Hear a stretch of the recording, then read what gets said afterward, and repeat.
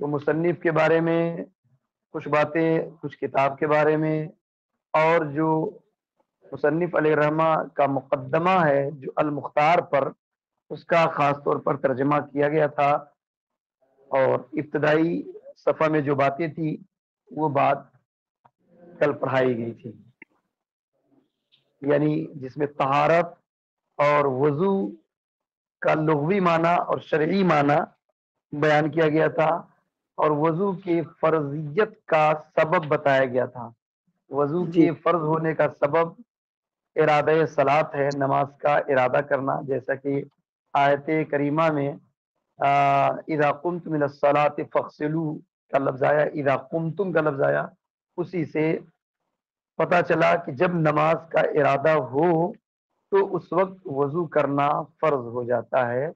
اتنی جی باتیں کل بیان کر دی گئی تھی۔ آج فرائض وضو کے تعلق سے گفتگو شروع کر رہے ہیں۔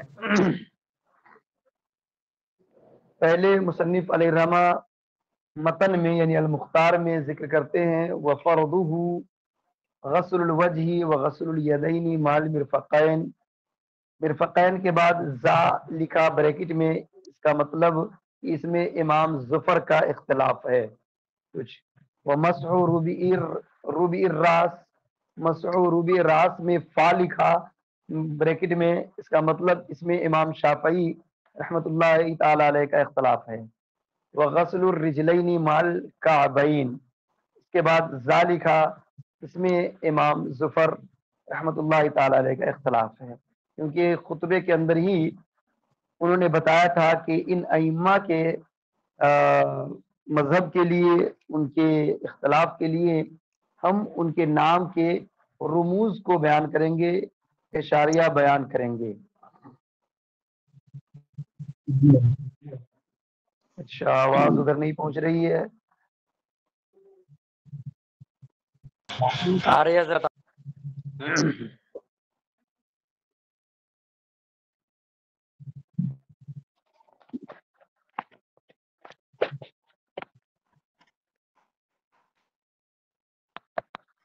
جی دیکھیں، ہماری طرف سے والیوم مکمل فل ہے، اور باقی لوگوں کو برابر آواز مل رہی ہے، تو کچھ ممکن ہے آپ کے ادھر والیوم کم ہو تو اس کو بڑھا لیجیے، اور باقی ہم اور کوشش کرتے ہیں کہ بہتر ہو جائے۔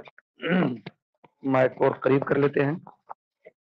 جی، تو متن کی عبارت کا ترجمہ نہایت آسان ہے کہ فرض، اس کا فرض، یا اس سے مراد وضو، یعنی وضو میں فرض یا وضو کا فرض یہ چار چیزیں ہیں: چہرے کا دھونا، دونوں ہاتھوں کو کہنیوں سمیت دھونا، اور چوتھائی سر کا مسح کرنا، دونوں پیر ٹخنوں سمیت دھونا۔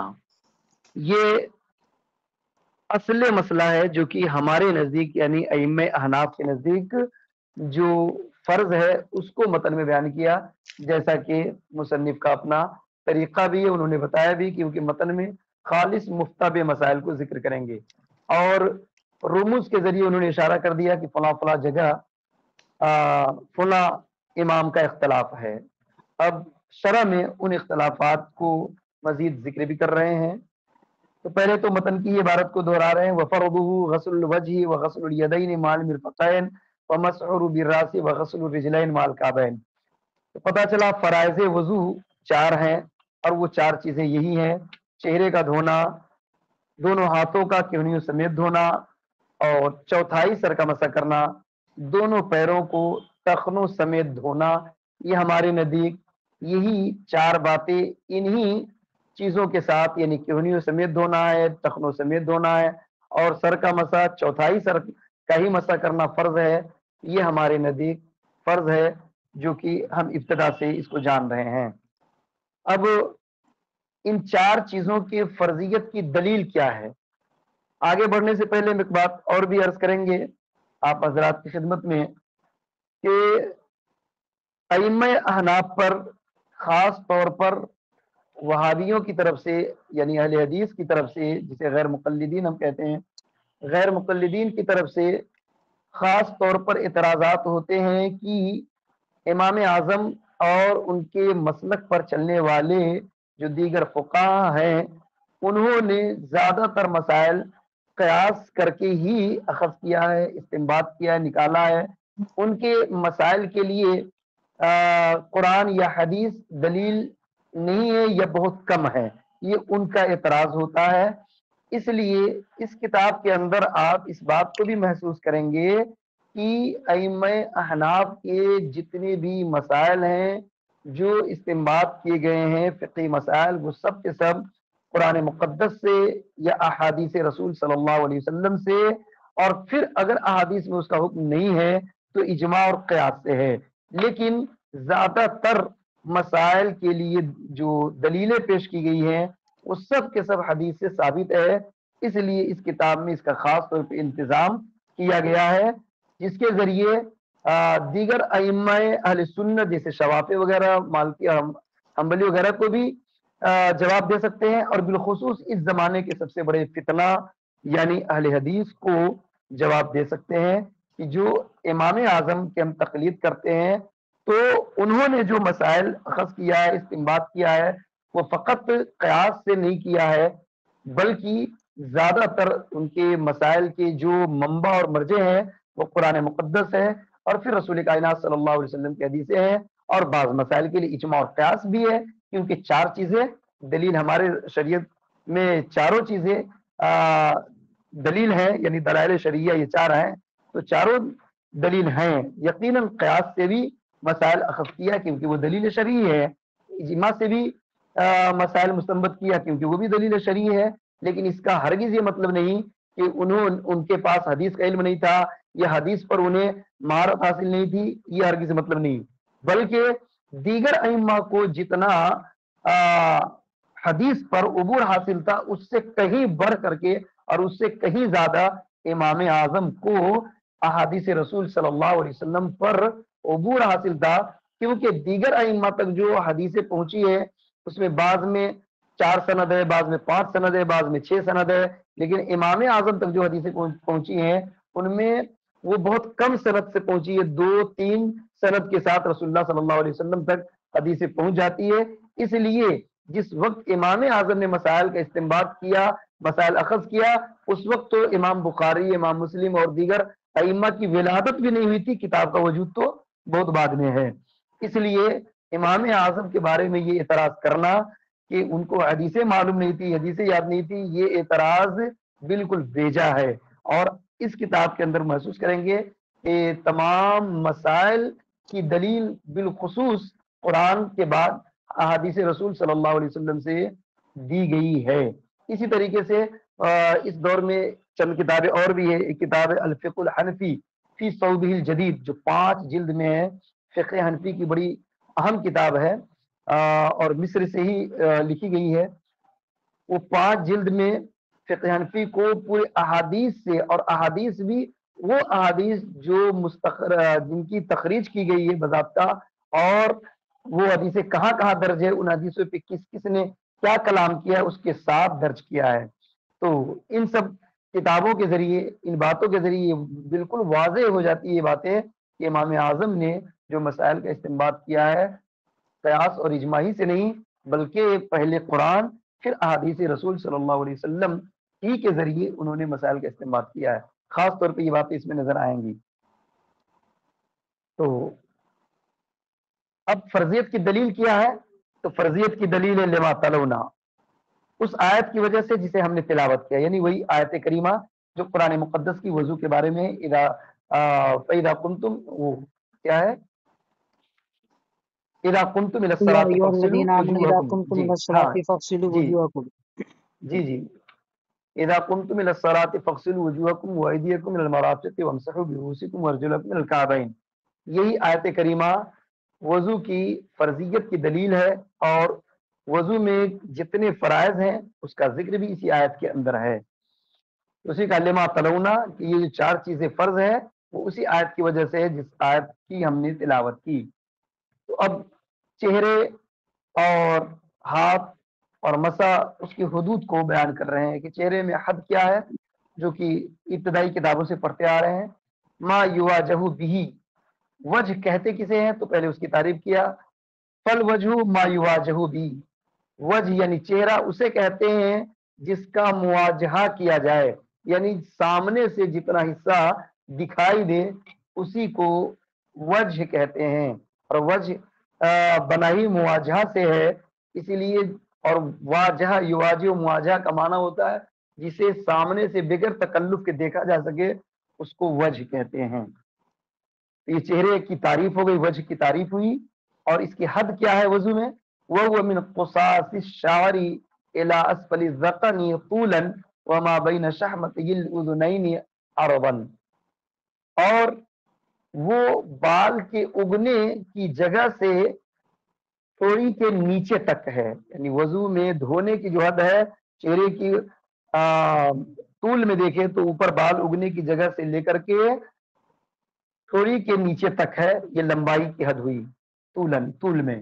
وما بین شحمتي الاذنین، اور وہ جو دونوں کانوں کے لو کے درمیان ہے چوڑائی کے اعتبار سے، ایک کان کے لو سے دوسرے کان کے لو تک جو حصہ ہے، یہی اسی کو وجہ کہتے ہیں اور اسی کو دھونے کا حکم ہے۔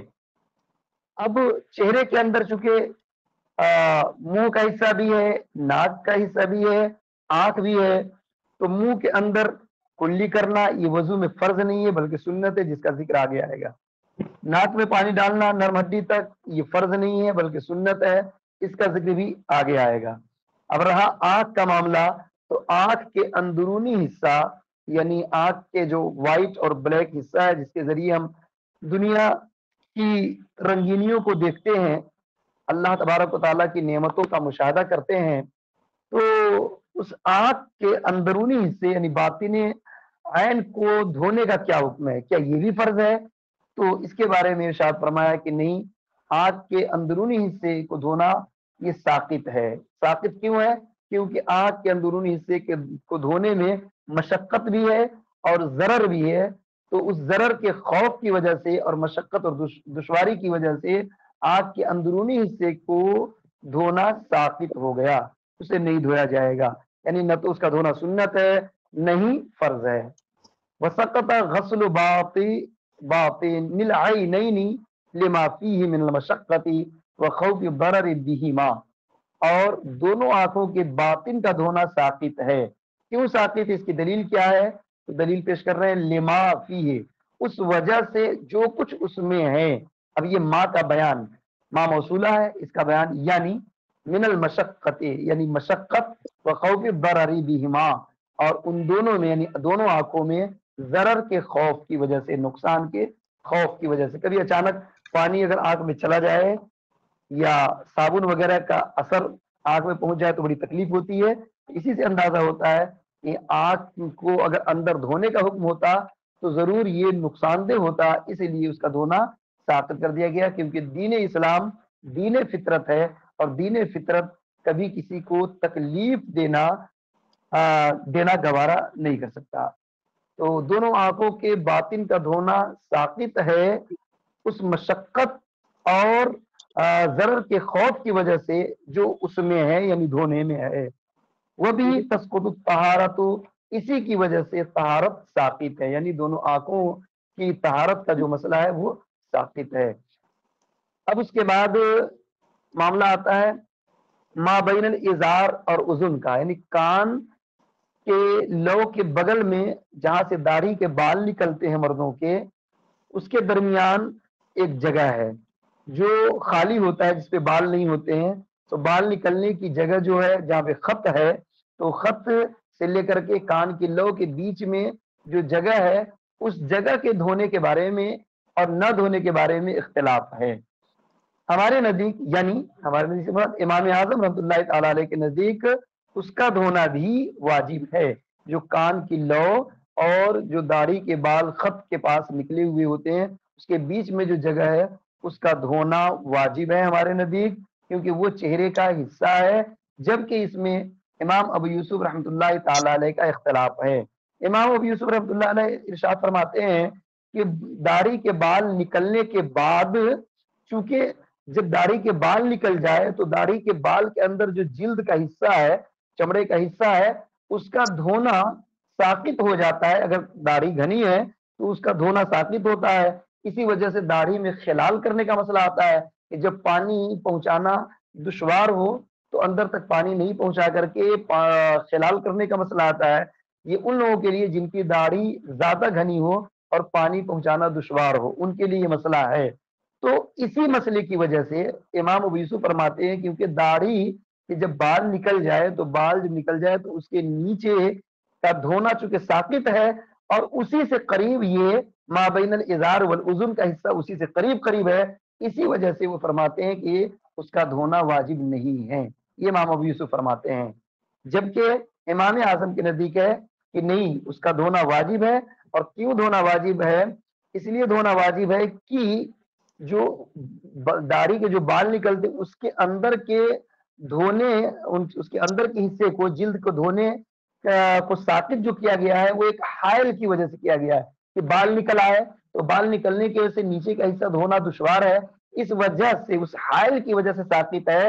اور جو ازار مابین الازار والاذن جو حصہ ہے کان کے بغل اور خط کے بیچ میں جو حصہ ہے وہاں کوئی بال نہیں ہے، وہاں پر کوئی دشواری نہیں ہے، یعنی کوئی حائل موجود نہیں ہے. جب کوئی حائل موجود نہیں ہے، کوئی روکنے والی چیز موجود نہیں ہے تو اس کا دھونا ساقط نہیں ہوگا بلکہ اس کا دھونا واجب اور ضروری ہوگا. دیکھیے ترجمہ، وَيَجِبُ غَسْلُ مَا بَيْنَ الْإِزَارِ وَالْأُذُنِ، اس حصے کو دھونا واجب ہے جو ازار اور اذن کے مابین ہے. ازار کسے کہتے ہیں میں بتایا، ازار اس بالوں کہتے ہیں جو خط سے نیچے داڑھی کے حصے کان کے سامنے، اس کو ازار کہتے ہیں. تو ازار اور اذن یعنی کان، ازار اور کان کے درمیان جو حصہ ہے اس کا دھونا واجب ہے. لِأَنَّهُ مِنَ الْوَجْهِ، دلیل ہے کہ یہ چہرے میں سے ہے، یعنی چہرے کا ہی حصہ ہے. خلافاً لأبی یوسف رحمہ اللہ، امام ابو یوسف رحمۃ اللہ علیہ کے برخلاف، یعنی ان کا اختلاف ہے. وہ کیا کہتے ہیں؟ ان کا فرمان یہ ہے کہ بعد نبات اللحیۃ لسقوط غسل ما تحت الازار وهو اقرب منه، کہ داڑھی کے بال اگنے کے بعد، بعد نبات اللحیہ، داڑھی کے بال اگنے کے بعد، لسقوط غسل ما تحت الازار، تحت ازار یعنی اس حصے کو دھونے کے ساقط ہونے کی وجہ سے جو ازار کے نیچے ہے، تو ازار کے نیچے کے حصے کا دھونا ساقط ہے. وہ اقرب منہ، اور یہ حصہ جو ما بین الازار والاذن ہے یہ اس سے قریب ہے. وہ اقرب منہ، اور یہ اس سے قریب ہے، اسی بنا پر اس کو بھی کہتے ہیں کہ اس کا دھونا بھی ساقط ہے، یعنی اس کا دھونا فرض نہیں ہے امام ابو یوسف کے نزدیک. تو جواب میں کہا گیا ان سے قلنا، ہم کہیں گے یعنی امام اعظم کی طرف سے کہ سقط ذالک للحائل، کہ وہ ساقط ہے. وہ کون؟ یعنی ازار، ازار کے نیچے کا دھونا ساقط ہے للحائل، حائل کی وجہ سے. اور حائل اور رکاوٹ کون سی چیز ہے؟ بال کا اگنا. کہہ رہے وہ ساقط ہے حائل کی وجہ سے، ولا حائل ہنا، اور یہاں کوئی حائل نہیں ہے. جو ما بین الازار والاذن ہے اس میں کوئی چیز حائل نہیں ہے. جب کوئی چیز حائل نہیں ہے تو اس کا دھونا بھی ساقط نہیں ہوگا بلکہ دھونا فرض اور واجب رہے گا. یہ بات ہو گئی. یہ امام ابو یوسف کے درمیان، امام ابو یوسف کا جو اختلاف تھا اس کو پیش کیا. اب امام ظفر رحمہ اللہ کا اختلاف جو کہ بہت مشہور ہے، کہ ان کے نزدیک چونکہ ہاتھ اور پیر دھونے میں کہنی اور کعبین یعنی مرفقین اور کعبین کا دھونا فرض نہیں ہے. ان کا کہنا ہے کہ یہ مرفقین اور کعبین غسل کے تحت داخل نہیں ہے. اس کا جواب آپ نے شرح وقایا جلد اول میں بڑی تفصیل سے پڑھا ہوگا، اور اسی طرح سے ہدایہ کے اندر بھی. لیکن یہاں پر جو انہوں نے جواب دیا ہے مصنف علیہ الرحمہ نے ایک الگ انداز میں بہترین جواب دیا ہے. یہ جواب اس سے پہلے شاید پڑھنے کا اتفاق نہیں ہوا ہوگا. انہوں نے جواب دیا سیدھے، بہت آسان لفظوں میں، بہت تفصیل کرنے کی کوئی ضرورت نہیں پیش آئی کہ الا غائب کے لیے ہے کہ نہیں، غائب مغیہ میں داخل ہے یا نہیں. اس کی تفصیل سے قطع نظر ڈائریکٹ ایک بات انہوں نے کہی کہ الا جو ہے جس طرح انتہائی غائب کے لیے آتا ہے اسی طرح الا ما کے معنی میں بھی آتا ہے. اور جب الا ما کے معنی میں آتا ہے جیسا کہ قرآن مقدس میں آیت کریمہ ولا تاکلوا اموالهم الى اموالکم، کہ ان کا مال یعنی یتیموں کا مال نہ کھاؤ اپنے مال کے ساتھ. تو الا جو ہے یہاں پر ما کے معنی میں ہے. کہ جب الا ما کے معنی میں خود قرآن مقدس کے اندر استعمال ہوا ہے تو یہاں پر بھی الا جو ہے وہ ما کے معنی میں ہے. تو سیدھا معنی ہو گیا کہ دونوں ہاتھوں کو دھلو کہنیوں کے ساتھ، دونوں پیروں کو دھلو ٹخنوں کے ساتھ، بات ختم. یہ کہنے کی اور یہ تفصیل کرنے کی کوئی ضرورت نہیں کہ غائط مغیہ میں داخل ہوگا یا نہیں ہوگا، کب داخل ہوگا کب داخل نہیں ہوگا. اس بحث کی انہوں نے کوئی ضرورت محسوس نہیں کی اور بہت آسان لفظوں میں ایک بات کہہ کر کے جواب دے دیا. ترجمہ دیکھیں. وقال زفر رحمہ اللہ, امام زفر رحمہ اللہ نے فرمایا کہ لا يدخل المرفقان والکعبان فی الغسل, کہ مرفقین اور کعبین یہ دونوں غسل میں داخل نہیں ہیں, دھونے میں داخل نہیں ہیں.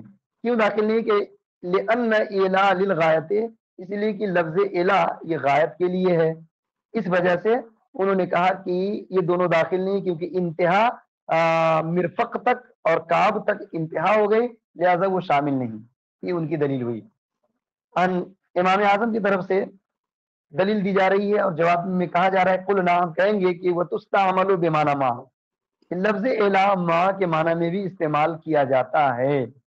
اللہ تعالیٰ کا قول ہے وَلَا تَأْكُلُوا أَمْوَالَهُمْ إِلَىٰ أَمْوَالِكُمْ, کہ تم ان کے مال نہ کھاؤ اپنے مال کے ساتھ. یہاں اِلَىٰ أَمْوَالِكُمْ کا معنی کیا ہے؟ اپنے مال تک نہیں بلکہ اپنے مال کے ساتھ. جب اِلَىٰ ساتھ کے معنی میں آتا ہے تو یہاں پر بھی وضو والی آیت میں بھی اِلَىٰ مع کے معنی میں ہے اور پوری بات ہو گئی, جواب بن گیا نہایت آسان لفظوں میں, اور قرآنی انداز میں بھی یہ جواب بن گیا. اب اس کے بعد یہ آیت کریمہ یعنی جس میں الی المرفق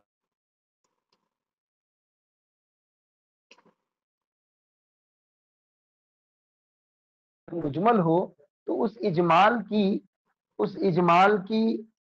تفصیل کے لیے, اس اجمال کی تفسیر کے لیے کسی دوسری آیت کی ضرورت پیش آتی ہے, یا یہ کہ کسی دوسری آیت نہ ہو تو پھر حدیث میں ہم تلاش کرتے ہیں کہ کوئی حدیث اس کی تفسیر, یعنی حدیث میں اس کی تفسیر موجود ہے یا نہیں.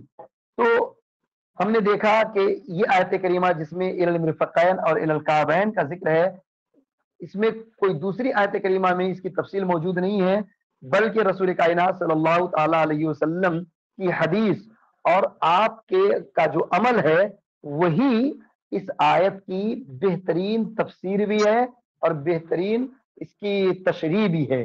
کیونکہ رسول کائنات صلی اللہ تعالی علیہ وسلم نے وضو فرمایا, کئی حدیث میں اس بات کا ذکر ہے, یہاں پر بھی ذکر کر رہے ہیں کہ آپ صلی اللہ علیہ وسلم نے وضو فرمائی تو اپنے کہنیوں پر بھی پانی بہایا اور ایڑیوں پر بھی پانی بہایا, ایڑیوں کو بھی دھلا, اور ایک موقع پر, بلکہ کئی موقع پر کئی حدیثیں ملتی ہیں, لیکن بالخصوص ایک موقع پر صحابہ کرام کو آپ نے دیکھا کہ وہ وضو کرنے میں جلدی جلدی دھونے میں اپنے ایڑیوں کو توجہ کے ساتھ نہیں دھو رہے ہیں, ان کی ایڑیوں کے حصے سوکھے ہیں, تو آپ نے بلند آواز سے 3 مرتبہ ارشاد فرمایا, بخاری کی حدیث ہے, 3 مرتبہ ارشاد فرمایا کہ ایڑیوں کی وجہ سے جہنم میں جانے سے بچو, یا ایڑیوں کی وجہ سے جہنم کی آگ سے بچو. یہ آپ نے 3 مرتبہ بلند آواز سے فرمایا. کیوں فرمایا؟ کیونکہ ان کی ایڑیاں سوکھی ہوئی تھی. آپ نے فرمایا جاؤ پھر سے دوبارہ سے اپنے ایڑی کو صحیح طور پہ دھلو, کیونکہ ایڑی کا سکھا رہنا اور ایڑی یہ پیچھے سائڈ کا حصہ جو پیر میں ہے, تو جب وہ سوکھا رہے گا تو ظاہر ہے کہ اس کے ساتھ ساتھ اس کے آس پاس کے حصے بھی سوکھے رہیں گے, اور جب انسان ٹخنوں تک پیر دھلے گا تو اس میں ایڑی بھی اچھے سے دھل جائے گا اور کوئی حصہ سوکھا رہ نہیں پائے گا, تو آسانی کے ساتھ غسل بھی ہو جائے گا اور جہنم کے عذاب سے جو رسول اللہ نے فرمایا کہ ایڑیوں کے لیے ویل ہے اس سے بھی محفوظ و معمون رہے گا. تو رسول اللہ کے عمل سے بھی اور رسول اللہ صلی اللہ علیہ وسلم کے قول سے بھی یہ بات ثابت ہوتی ہے کہ ہمیں وضو میں کہنیوں کو دھونا ہے یا نہیں دھونا ہے. یہ آپ کے عمل سے صاف طور پہ ثابت ہے کہ کہنیوں کو بھی دھونا ہے اور ٹخنوں کو بھی دھونا ہے. دیکھیے فتکون مجملتن, تو یہ آیت کریمہ سے مراد نہیں آیت وضو مجمل ہے. وقد وردت السنت مفسرۃ لہا, اور رسول اللہ صلی اللہ علیہ وسلم کی سنت یعنی آپ صلی اللہ علیہ وسلم کی حدیث اس کی تفسیر ہے. فقد صح انه صلی اللہ علیہ وسلم ادار ما علی مرافقه, یقینا نبی کریم صلی اللہ علیہ وسلم سے یہ بات صحیح ہے اور یہ بات ثابت ہے کہ آپ صلی اللہ علیہ وسلم نے اپنے کہنیوں پر پانی بہایا. ورآ رجلا, اور آپ نے ایک شخص کو دیکھا, توضأ کہ اس نے وضو کیا, ولم یوصل الماء الی کعبیہ, اور اس نے اپنے دونوں ٹخنے تک پانی نہیں بہایا, اپنے دونوں ٹخنوں کو نہیں دھلا صحیح سے. پانی نہیں بہایا، فقال تو آپ نے ارشاد فرمایا ویل للعقاب من النار وامرہ بغسلہما، تو آپ نے فرمایا کہ ایڑیوں کے لیے، العقاب عقب کی جمع ایڑی، عقب کی جمع عقاب مانا ایڑی، تو ایڑیوں کے لیے جہنم سے ویل ہے، جہنم کا ویل ہے، وہ امرہ بغسلہما، اور پھر آپ صلی اللہ علیہ وسلم نے اس شخص کو ان دونوں کو دھونے کا حکم دیا، ان دونوں کو کعبین، دونوں ٹخنوں کو دھونے کا حکم دیا۔ اس حدیث کی تخریج بھی یہاں پر موجود ہے اور ان دونوں کی وضاحت بھی کر دی گئی ہے، حاشیہ کے اندر اس کی تخریج بھی ذکر کر دی گئی ہے اور کن کن لوگوں نے اس کو ذکر کیا ہے۔ امام بخاری نے بھی، ابن ماجہ نے بھی، ترمذی نے، نسائی نے، اور اس کے علاوہ مسند کے اندر بھی اور دیگر کئی تخریج ذکر کر دی گئی ہے، جس سے صاف طور پر واضح ہو گیا کہ رسول اللہ صلی اللہ علیہ وسلم کے قول سے یہ بات واضح ہو گئی کہ دونوں ٹخنوں کو دھونا ہے، دونوں ٹخنوں کو دھونے کا حکم دیا، اور کہنیوں کے بعد کہنیوں پر خود آپ نے پانی بہایا، اور جس صحابی نے وضو کرتے وقت اپنے دونوں ٹخنوں کو نہیں دھلا تھا، پانی نہیں پہنچایا تھا، تو وہاں پر آپ نے فرمایا کہ عقاب کے لیے ویل ہے، اور پھر ان دونوں کو دھونے کا حکم بغسلہما، یعنی دونوں ٹخنوں کو دھونے کا حکم دیا۔ تو اس سے بالکل واضح ہو گئی کہ یہ اس حدیث کے بنا پر، اس حدیث کی وجہ سے اس آیت کریمہ کا جو آیت وضو ہے جس میں اجمال تھا اس کی یہ تفسیر ہو گئی۔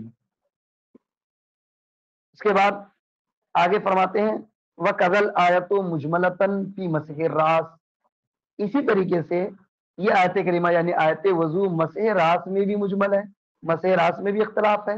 مسح راس میں خاص طور پہ امام شافعی رحمۃ اللہ علیہ کا اختلاف ہے، امام مالک رحمۃ اللہ علیہ کا اختلاف ہے۔ ہمارے نزدیک تو چوتھائی سر کا مسح فرض ہے، جبکہ امام شافعی رحمۃ اللہ علیہ کے نزدیک ایک بال، تین بال کا بھی اگر مسح کر لیا جائے، یعنی ایک آدھ بال کا بھی اگر مسح ہو گیا تو چونکہ مطلق مسح کا حکم ہے، جیسا کہ اصول شاشی وغیرہ نور الانوار میں آپ نے پڑھا ہوگا، اصول شاشی میں خاص طور پر، تو ایک بال کا بھی مسح کر لیا تو ان کے نزدیک چونکہ فرضیت کی ادائیگی ہو گئی، لہذا ایک بال یا تین بال کا مسح ہی کافی ہے، جبکہ امام مالک کے نزدیک کلے سر کا مسح کرنا فرض ہے، کلے سر کا مسح فرض ہے، تو ہمارے نزدیک چوتھائی سر کا مسح فرض ہے۔ تو ہمارے نزدیک دلیل کیا ہے؟ سب سے پہلے چوتھائی سر کے مسح کے تعلق سے تو آیت کریمہ کے بارے میں کہتے ہیں کہ ان حضرات کا جواب دیتے ہوئے بھی کہ یہ آیت کریمہ مجمل ہے، اس آیت کریمہ میں مطلقاً حکم ہے کہ مسح کرو، تو یہ تو سمجھ میں آئے کہ مسح فرض ہے، لیکن مسح کتنے سر کا فرض ہے؟ چوتھائی سر کا فرض ہے، یا یہ کہ کلے سر کا، یا اس کے ایک آدھ بال پر ہی مسح کرنا کافی ہے؟ اس بارے میں یہ آیت خاموش ہے، یہ آیت مجمل ہے۔ تو اس کی تفصیل خود رسول اللہ صلی اللہ علیہ وسلم کے اس حدیث سے، جو مغیرہ ابن شعبہ والی حدیث جو بہت ہی مشہور معروف ہے، جس میں آپ نے مقدار ناسیہ یعنی ناسیہ کی مقدار کے برابر آپ نے سر پر مسح کیا تھا، یہی حدیث اور یہی آپ کا عمل اس آیت کی تفسیر ہے، اور اسی سے ثابت ہو گیا کہ اگر چوتھائی سر کا مسح فرض نہ ہوتا، کلے سر کا مسح فرض ہوتا، تو رسول اللہ صرف چوتھائی پہ اکتفا نہ کرتے، اور اگر ایک بال یا دو بال پر مسح کر لینا کافی ہوتا، فرضیت کی ادائیگی ہو جاتی، تو رسول اللہ صلی اللہ علیہ وسلم کے عمل سے کبھی ایسا ثابت ہوتا، لیکن اس طرح کی کوئی حدیث موجود نہیں جس سے یہ پتا چلے کہ آپ نے کبھی صرف ایک بال دو بال پہ ہی مسح کیا ہو، اس طرح کی کوئی حدیث نہیں ملتی ہے۔ ترجمہ دیکھیں وَقَذَلْ آیَتُ مُجْمَلَةٌ فِي مَسْحِ الرَّاسِ، اور اسی طریقے سے آیت کریمہ سے مراد وہی آیت وضو، آیت وضو مجمل ہے مسح راس میں، سر کے مسح میں بھی آیت کریمہ مجمل ہے۔ جب مجمل ہے تو ہر مجمل کے لیے تفسیر کی ضرورت پیش آتی ہے، جب بھی کہیں کوئی اجمالی گفتگو ہو، آیت کریمہ ہے تو اس کی دوسری آیت سے تفسیر ہو، یا یہ کہ کسی حدیث سے تفسیر ہو، یا یہ کہ رسول اللہ صلی اللہ علیہ وسلم کے عمل سے اگر ثابت نہیں تو صحابہ کے عمل سے ثابت ہو، تو وہی اس کی تفسیر ہوگی، تو یہاں پر تفسیر موجود ہے۔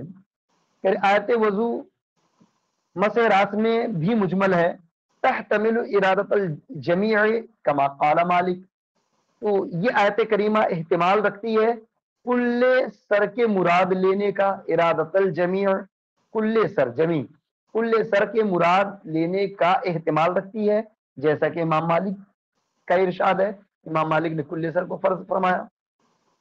وتحتمل ایک احتمال تو ہو گیا. دوسرا احتمال وتحتمل ارادت ما تناولہ اسم المسح کما قالہ الشافعی, اور یہ بھی احتمال رکھتی ہے کہ مراد وہ حصہ ہو جس کو اس میں مسح شامل ہے, یعنی اس پر لفظ مسح کا اطلاق ہو جائے وہ شامل ہے, صرف اتنا ہی سے کام ہو جائے. تو اس بات کو بھی اس مراد کو بھی آیت اس مراد لینے کا بھی یہ آیت کریمہ احتمال رکھتی ہے. وتحتمل ارادت ما تناولہ اسم المسح, یہ آیت کریمہ اس بات کے مراد لینے کا بھی احتمال رکھتی ہے جس کو اس میں مسح شامل ہو, کما قالہ الشافعی, جیسا کہ امام شافعی رحمۃ اللہ تعالی علیہ نے قول کیا ہے. یہ دو احتمال ہو گئے. تیسرا احتمال وتحتمل ارادت بعضہ, اور یہ آیت کریمہ بعض سر کے مراد لینے کا بھی احتمال رکھتی ہے. کما ذهب الیہ اصحابنا, جیسا کہ اس کی طرف ہمارے اصحاب گئے ہیں. وہ قدر المسح, اور یہی مسح کی مقدار ہے ہمارے نزدیک. وقد صح